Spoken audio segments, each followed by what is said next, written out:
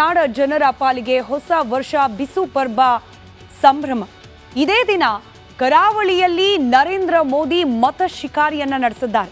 ಸಂಜೆ ಹೊತ್ತಿಗೆ ಮಂಗಳೂರಿಗೆ ಎಂಟ್ರಿ ಕೊಟ್ಟ ನರೇಂದ್ರ ಮೋದಿ ಮಂಗಳೂರಿನ ಬ್ರಹ್ಮಶ್ರೀ ನಾರಾಯಣ ಗುರು ವೃತ್ತದಿಂದ ಭರ್ಜರಿ ರ್ಯಾಲಿಯನ್ನ ನಡೆಸಿದ್ದಾರೆ. ಸರಿಸುಮಾರು 2-2.5 ಕಿಲೋಮೀಟರ್ ವರೆಗೂ ಅಂದ್ರೆ ನಾರಾಯಣ ಗುರು ವೃತ್ತದಿಂದ ನವಭಾರತ ವೃತ್ತದವರೆಗೂ ಕೂಡ ಮೆಗಾ ರೋಡ್ ಶೋ ನಡೆಸಲಾಯಿತು.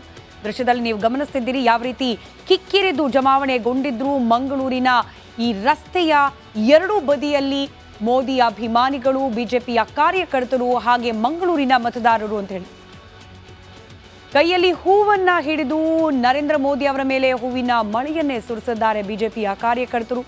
ಹೊಸ ವರ್ಷದ ಮೊದಲ ದಿನ ತುಳುವರ ನಾಡಿಗೆ ಬಂದ ನರೇಂದ್ರ ಮೋದಿ ಅವರಿಗೆ ಮತವನ್ನ ನೀಡುವ ಭರವಸೆಯನ್ನ ಆ ಮೂಲಕ ವ್ಯಕ್ತಪಡಿಸಿದ್ದಾರೆ. ಇದು ಮತವಾಗಿ ಪರಿವರ್ತನೆ ಆಗತ್ತಾ ಗಮನಿಸಬೇಕಾಗಿದೆ.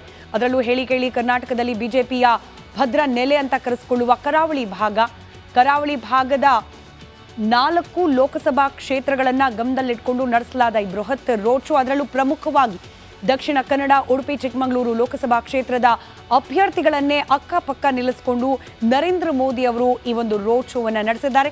ಒಂದಷ್ಟು ಮತ ಗಳಿಕೆಯ ರಣತಂತ್ರ ಕೂಡ ಈ ರೋಡ್ ಶೋನ ಹಿಂದಿದೆ. ಹಾಗಾದ್ರೆ ಯಾವೆಲ್ಲ ದೃಷ್ಟಿಯಲ್ಲಿ ಮೋದಿ ಅವರ ಈ ರೋಡ್ ಶೋ ಕರಾವಳಿ ಭಾಗದಲ್ಲಿ ಬಿಜೆಪಿಗೆ ಅನುಕೂಲವಾಗಬಹುದು ಅನ್ನೋ ಲೆಕ್ಕಾಚಾರ ಇದೆ. ಗಮನಿಸ್ತಾ ಹೋಗೋಣ. ಬಿಲ್ಲವ ವೋಟ್ ಬ್ಯಾಂಕ್, ಪ್ರಮುಖವಾಗಿ ಕಾಂಗ್ರೆಸ್ನಿಂದ ಕಣಕ್ಕಿಳಿದಿರುವ ಪದ್ಮರಾಜ್ ಅವರು ಬಿಲ್ಲವ ಸಮುದಾಯಕ್ಕೆ ಸಂಬಂಧಪಟ್ಟವರಾಗ್ತಾರೆ. ಹೀಗಾಗಿ ಬಿಲ್ಲವ ಮತಗಳು ಕಾಂಗ್ರೆಸ್ನ ಕಡೆಗೆ ವಾಲುವುದನ್ನು ತಪ್ಪಿಸುವ ಸಲುವಾಗಿ ನಾರಾಯಣ ಗುರು ವೃತ್ತದಲ್ಲಿ ನಾರಾಯಣ ಗುರು ಅವರಿಗೆ ನಮಿಸಿ ಬಿಲ್ಲವ ವೋಟ್ ಬ್ಯಾಂಕ್ ಅನ್ನ ಕೂಡ ಗಮನದಲ್ಲಿ ಇಟ್ಕೊಂಡು ರ್ಯಾಲಿಯನ್ನ ಪ್ರಾರಂಭ ಮಾಡಿದ್ರು ನರೇಂದ್ರ ಮೋದಿ. ಕಡಲ ತಡಿ ಮಂಗಳೂರಿನಲ್ಲಿ ಮೋದಿ ಮೇನಿಯಾ ದೃಶ್ಯದಲ್ಲೇ ಕಾಣೋಕೆ ಸಿಗ್ತಾ ಇತ್ತು ಯಾವ ಮಟ್ಟಿಗೆ ಇದೆ ಅಂತ ಹೇಳಿ. ಕೇಸರಿ ಕೋಟೆಯಲ್ಲಿ ಮೊದಲ ಬಾರಿಗೆ ಈ ರೋಡ್ ಶೋ, ಈ ಲೋಕಸಭಾ ಚುನಾವಣಾ ದೃಷ್ಟಿಯಿಂದ ಮೊದಲ ರೋಡ್ ಶೋ ಇದು. ತುಳುವರ ಹೊಸ ವರ್ಷ ಬಿಸು ಪರ್ವ ದಿನವೇ ಮತ ಶಿಕಾರಿಯನ್ನ ನಡೆಸಿದ್ದಾರೆ ಮೋದಿ.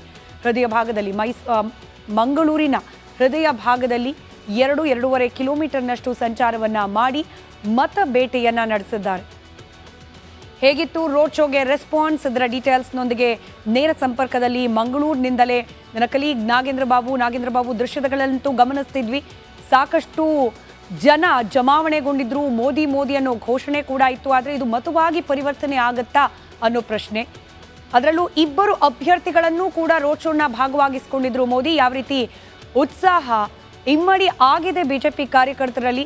ರೈಟ್, ನಮ್ಮ ಪ್ರತಿನಿಧಿ ನಾಗೇಂದ್ರ ಬಾಬು ಸಂಪರ್ಕ ಕಡಿತವಾಗಿದೆ. ಅವರು ಅತಿ ಶೀಘ್ರದಲ್ಲಿ ಜಾಯಿನ್ ಆಗ್ತಾರೆ. ಹಾಗೆ ಈ ರೋಡ್ ಶೋಗೆ ಯಾವ ರೀತಿಯಾಗಿ ಜನಸ್ಪಂದನೆ ವ್ಯಕ್ತವಾಗಿದೆ ಇದರ ಡೀಟೇಲ್ಸ್ ಅನ್ನ ಕೊಡ್ತಾ ಹೋಗ್ತಾರೆ. ಕನೆಕ್ಷನ್ ಅಲ್ಲಿದ್ದಾರೆ ನಾಗೇಂದ್ರ ಬಾಬು. ನಾನು ಕೇಳ್ತಾ ಇದ್ದೆ, ನೋಡಿ ಇವತ್ತು ವ್ಯಕ್ತವಾದ ಜನರ ಪ್ರೋತ್ಸಾಹ, ಬೆಂಬಲ, ಮತದಾನ ಪ್ರಕ್ರಿಯೆಯಲ್ಲಿ ಹೀಗೆ ಫಲಿತಾಂಶ ಬರಬಹುದು ಅನ್ನೋ ವಿಶ್ವಾಸವನ್ನ ಬಿಜೆಪಿ ಪಾಳ್ಯಕ್ಕೆ ಎಷ್ಟರ ಮಟ್ಟಿಗೆ ಮೂಡಿಸಿದೆ ಅಂತ ಹೇಳಿ?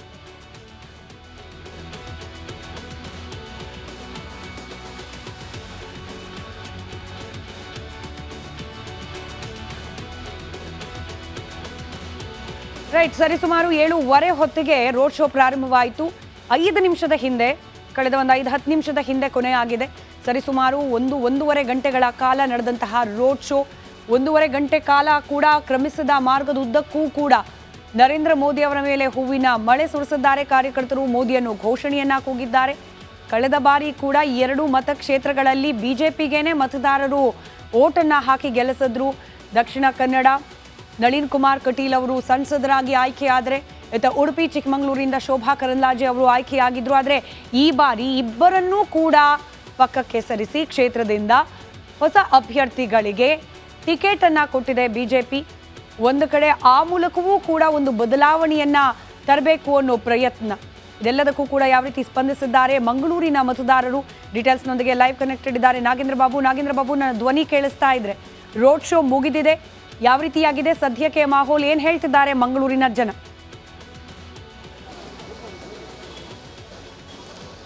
ಸ್ಮಿತಾ, ಈಗ ರೋಡ್ ಶೋ ನಡೆಸಂತ ವಾಹನದ ಮುಂಭಾಗದಲ್ಲೇ ನಾನು ನಿಂತಿದ್ದೀನಿ. ಇಲ್ಲಿನ ಜನ ಕಿಕ್ಕಿರಿದು ಬಂದು ಇಲ್ಲಿ BJP ಅಭ್ಯರ್ಥಿ ಆಗಿರುವಂಥ ಬ್ರಿಜೇಶ್ ಚೌಟ ಅವರ ಒಂದು ಸೆಲ್ಫಿಯನ್ನು ತೆಗೆದುಕೊಳ್ಳುವಂಥ ಕೆಲಸವನ್ನು ಮಾಡ್ತಾರೆ. ನಾನು ಈಗ BJP ಅಭ್ಯರ್ಥಿ ಬ್ರಿಜೇಶ್ ಚೌಟ ಅವ್ರನ್ನ ಮಾತನಾಡಿಸುವಂಥ ಪ್ರಯತ್ನವನ್ನು ಮಾಡ್ತೀನಿ. ಏನು ಅನ್ನಿಸ್ತು ಪ್ರಧಾನಿ ನರೇಂದ್ರ ಮೋದಿ ಅವರ ಜೊತೆಯಲ್ಲಿ ಸುಮಾರು 2 ಕಿಲೋಮೀಟ್ರು 1.5-2 ತಾಸು ಅವರ ಜೊತೆಯಲ್ಲಿ ಪಕ್ಕದಲ್ಲಿ ನಿಂತು ಬಂದ್ರಿ, ಏನು ಅನ್ನಿಸ್ತು? ನೋಡಿ, ನಾವೆಲ್ಲ ನರೇಂದ್ರ ಮೋದಿಯವರ ಪ್ರೇರಣೆಯಿಂದ ರಾಜಕೀಯಕ್ಕೆ ಬಂದವರು. ಪ್ರಾಯಶಃ ಇದಕ್ಕಿಂತ ದೊಡ್ಡ ಸೌಭಾಗ್ಯ ನಮಗೆ ಏನಿಲ್ಲ. ಒಂದು, ನರೇಂದ್ರ ಮೋದಿಯವರ ಪಕ್ಕದಲ್ಲಿ ಅಷ್ಟೊತ್ತು ನಿಲ್ಲೋದೇ ನಮ್ಮ ಸೌಭಾಗ್ಯ. ಎರಡನೇದು, ನಮ್ಮ ಇವತ್ತು ಹೊಸ ವರ್ಷದ ಹಬ್ಬ. ನಮಗೆ ಬಿಸು ಹಬ್ಬವನ್ನು ಪ್ರಾಯಶಃ ತುಳುನಾಡಿನ ಜನರು ಈ ರೀತಿ ಆಚರಿಸಲಿಕ್ಕಿಲ್ಲ ಅಂತ ನಾನು ಅಂದ್ಕೊಂಡಿದ್ದೇನೆ. ಮಧ್ಯಾಹ್ನದ ಹಬ್ಬದ ಊಟವನ್ನು ಮಾಡಿ ಎಲ್ಲರೂ ಪ್ರಾಯಶಃ ಹೊಸ ಬಟ್ಟೆಯನ್ನು ತೊಟ್ಟು ತಮ್ಮ ಪ್ರೀತಿಯ ನಾಯಕನನ್ನು ಇವತ್ತು ಮಂಗಳೂರಿನಲ್ಲಿ ಈ ರೀತಿ ಸ್ವಾಗತಿಸಿದ್ದಾರೆ. ನನಗಂತೂ ವೈಯಕ್ತಿಕವಾಗಿ it is not still Singh ಅಂತ ಹೇಳ್ತಾರಲ್ಲ, ಪಕ್ಕದಲ್ಲೇ ನಿಂತಿದ್ರಲ್ಲ, ಏನಾದ್ರು ಮಾತಾಡಿದ್ರೆ ನಿಮ್ಮ ಜೊತೆ ಏನಾದರೂ ಹೇಳಿದ್ರಾ?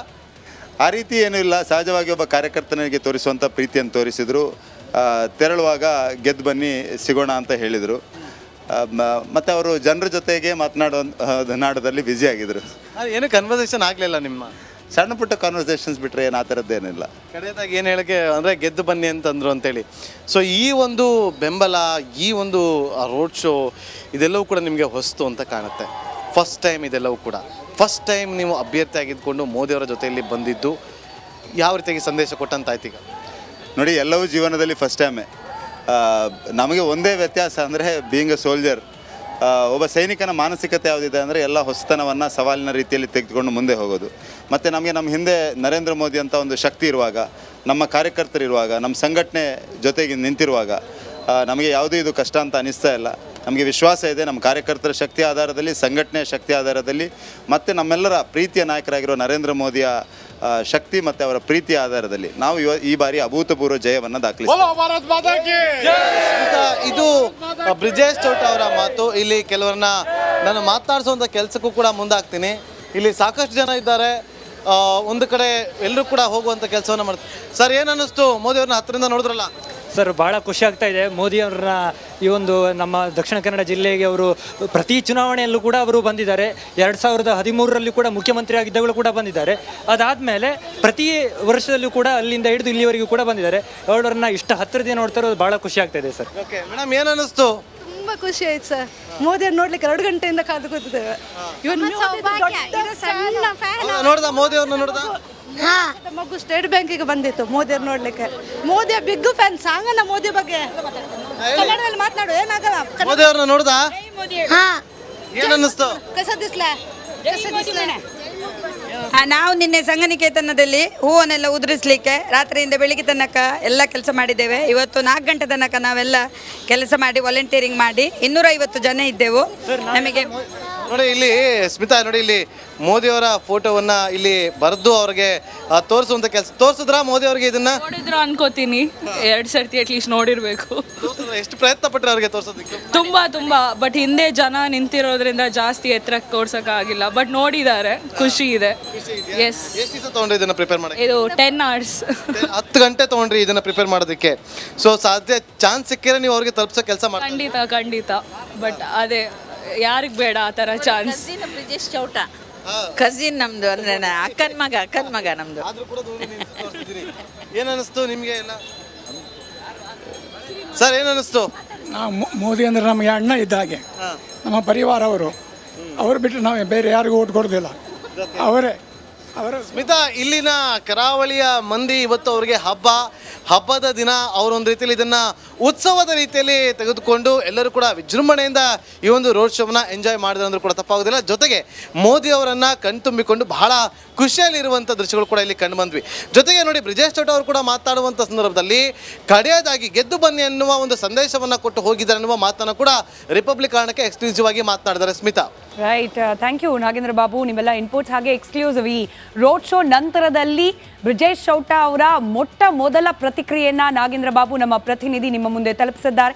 ಗೆದ್ದು ಬನ್ನಿ ಸಿಗೋಣ ಅನ್ನೋ ಸಂದೇಶವನ್ನ ಕೊಟ್ಟು ಹೋಗಿದ್ದಾರೆ ಮೋದಿ ಅವರು ಅಂತ ಹೇಳಿದ್ದಾರೆ ಬ್ರಿಜೇಶ್ ಚೌಟ ಅವರು. ಕರಾವಳಿಯ ಮತದಾರರು ಗೆಲುವಿನ ದಡವನ್ನ ತಲುಪಿಸ್ತಾರ ಚೌಟ ಅವರಿಗೆ? ಕಾದ್ ನೋಡೋಣ. ಇನ್ನು ಮಂಗಳೂರಿಗೆ ಬರೋಕ್ ಮುಂಚೆ ನರೇಂದ್ರ ಮೋದಿ ಅವರು ಎಂಟ್ರಿ ಕೊಟ್ಟಿದ್ದು ಮೈಸೂರು. ರಾಜ್ಯದ ಸಾಂಸ್ಕೃತಿಕ ನಗರಿ ಮೈಸೂರಿನಲ್ಲಿ ಅಬ್ಬರದ ಮತ ಶಿಕಾರಿಯನ್ನ ನಡೆಸಿದ್ರು. ಅದರಲ್ಲೂ ಮೈಸೂರಿನಲ್ಲಿ ಹೈಲೈಟ್ ಆಗಿದ್ದು ದೋಸ್ತಿ ಪಾಳೆಯದ ಶಕ್ತಿ ಪ್ರದರ್ಶನ. ಮಹಾರಾಜ ಕಾಲೇಜ್ ಮೈದಾನದಲ್ಲಿ ಬೃಹತ್ ಸಮಾವೇಶಕ್ಕೆ ನರೇಂದ್ರ ಮೋದಿ ಆಗಮಿಸಿದ್ರು, ಗ್ರ್ಯಾಂಡ್ ಎಂಟ್ರಿ ನೀಡಿದ್ರು. ಆ ಸಂದರ್ಭದಲ್ಲಿ ಮೈಸೂರು ಪೇಟ ಶಾಲ್ ಹಾಕಿ ನರೇಂದ್ರ ಮೋದಿ ಅವರನ್ನ ಬರಮಾಡಿಕೊಂಡ್ರು. ದೃಶ್ಯ ಗಮನಿಸ್ತಾ ಇದ್ದೀರಿ. ದೇವೇಗೌಡರು ಶಾಲ್ ಹೊತ್ತಿಸಿದ್ರು. ನಂತರದಲ್ಲಿ ನರೇಂದ್ರ ಮೋದಿ ಅವರಿಗೆ ಸೀತಾರಾಮನ ವಿಶೇಷವಾದ ವಿಗ್ರಹವನ್ನ ಉಡುಗೊರೆಯಾಗಿ ನೀಡಲಾಗಿದೆ. ಅಂಬೇಡ್ಕರ್ ಜಯಂತಿ ಹಿನ್ನೆಲೆಯಲ್ಲಿ ಸಂವಿಧಾನ ಶಿಲ್ಪಿ ಅಂಬೇಡ್ಕರ್ ಅವರ ಫೋಟೋವನ್ನು ಕೂಡ ನೀಡಿ ಗೌರವಿಸಲಾಗಿದೆ. ಇನ್ನು ಇದೇ ಒಂದು ವೇದಿಕೆಯಲ್ಲಿ ಮೈಸೂರಿನ ಮಹಾರಾಜ ಕಾಲೇಜಿನ ವೇದಿಕೆಯಲ್ಲಿ ಅಬ್ಬರದ ಭಾಷಣವನ್ನು ಮಾಡುವ ಮೂಲಕ ಇಂಡಿ ಮೈತ್ರಿಕೂಟ ಅದರಲ್ಲೂ ನೇರವಾಗಿ ಕಾಂಗ್ರೆಸ್ ಮೇಲೆ ಅಟ್ಯಾಕ್ ಮಾಡಿದ್ದಾರೆ. ನರೇಂದ್ರ ಮೋದಿ ಅವರ ಭಾಷಣದ ಹೈಲೈಟ್ಸ್ ಅನ್ನು ಗಮನಿಸ್ತಾ ಹೋಗೋಣ. ದೇಶ ಒಂದಾದ ರಾಮ ಮಂದಿರದ ಪ್ರತಿಷ್ಠಾಪನೆಗೆ ಇಡೀ ದೇಶವೇ ಒಗ್ಗಟ್ಟಿನಿಂದ ಕಣ್ತುಂಬಿಕೊಂಡಂತಹ ಅಯೋಧ್ಯೆಯ ರಾಮ ಮಂದಿರದಲ್ಲಿ ನಡೆದ ಬಾಲಲಲ್ಲನ ಪ್ರಾಣ ಪ್ರತಿಷ್ಠಾಪನೆ ಕಾರ್ಯಕ್ರಮಕ್ಕೆ ಇಂಡಿ ಮೈತ್ರಿಕೂಟದ ಸದಸ್ಯರು ಗೈರಾಗಿದ್ರು. ಇದನ್ನ ಮತದಾರರು ಗಮನಿಸಬೇಕು ಅಂತ ಹೇಳೋ ಮೂಲಕ ಇಂಡಿ ಮೈತ್ರಿಕೂಟಕ್ಕೆ ಅದರಲ್ಲೂ ಕಾಂಗ್ರೆಸ್ಗೆ ಆಮಂತ್ರಣವನ್ನು ನೀಡಿದ್ರು ಕೂಡ ಅದನ್ನು ನಿರಾಕರಿಸಿತು ಕಾಂಗ್ರೆಸ್. ಭಾರತ ವಿಶ್ವದ ಸಂಶೋಧನಾ ಕ್ಷೇತ್ರದ ಹಬ್ ಆಗಲಿದೆ ಅಂತ ಕೂಡ ತಮ್ಮ ಮಾತಿನ ಮಧ್ಯೆ ಪ್ರಸ್ತಾಪ ಮಾಡಿದ್ರು ನರೇಂದ್ರ ಮೋದಿ ಅವರು. ಒಂದು ಕಡೆ ರಾಮ ಮಂದಿರದ ವಿಚಾರವನ್ನು ಪ್ರಸ್ತಾಪ ಮಾಡಿ ಭಾವನಾತ್ಮಕವಾಗಿ ಮತದಾರರನ್ನು ಸೆಳೆಯುವ ಪ್ರಯತ್ನ, ಅದೇ ಭಾವನೆ ಕಾಂಗ್ರೆಸ್ನ ವಿರುದ್ಧವಾಗಿ ನಿಲ್ಲುವ ರೀತಿಯ ಭಾಷಣದ ಪ್ರಯೋಗ. ಇದರ ನಡುವೆ ಕೇವಲ ಭಾವನಾತ್ಮಕವಾಗಿ ಮಾತುಗಳನ್ನಾಡಿದ್ರೆ ಸಾಕಾಗೋದಿಲ್ಲ, ಪ್ರಗತಿ ಅಭಿವೃದ್ಧಿ ಆ ನಿಟ್ಟಿನಲ್ಲೂ ಕೂಡ ತಮ್ಮ ಭಾಷಣದಲ್ಲಿ ಕೆಲ ವಿಚಾರಗಳನ್ನು ಪ್ರಸ್ತಾಪ ಮಾಡಿದ್ರು. ವಿಶ್ವದ ಸಂಶೋಧನಾ ಹಬ್ಬಾಗಿ ಬೆಳೀತಾ ಇದೆ ಭಾರತ. ಮುಂದಿನ 2047ರ ಕನಸಿಗಾಗಿ ಇನ್ನು ಮುಂದೆ 24 ಗಂಟೆ ದಿನದ 24 ಗಂಟೆ ಕೂಡ ದುಡಿತೇನೆ ಅನ್ನೋ ಭರವಸೆಯನ್ನು ನೀಡಿದ್ದಾರೆ. ಕರ್ನಾಟಕದಿಂದ ನೂರಾರು ಕೋಟಿ ಕಪ್ಪು ಹಣ ರವಾನೆ ಆಗ್ತಾ ಇದೆ. ಬೇರೆ ಬೇರೆ ಭಾಗದ ಚುನಾವಣೆಗಳಿಗೆ 10 ವರ್ಷದ ಹಿಂದೆ ತಂತ್ರಜ್ಞಾನ ಕ್ಷೇತ್ರದಲ್ಲಿ ಭಾರತ ಹಿಂದಿತ್ತು, ಆದರೆ ಇವತ್ತು ವಿಶ್ವ ಗುರುವಾಗಿ ಮುನ್ನುಗ್ತಾ ಇದೆ.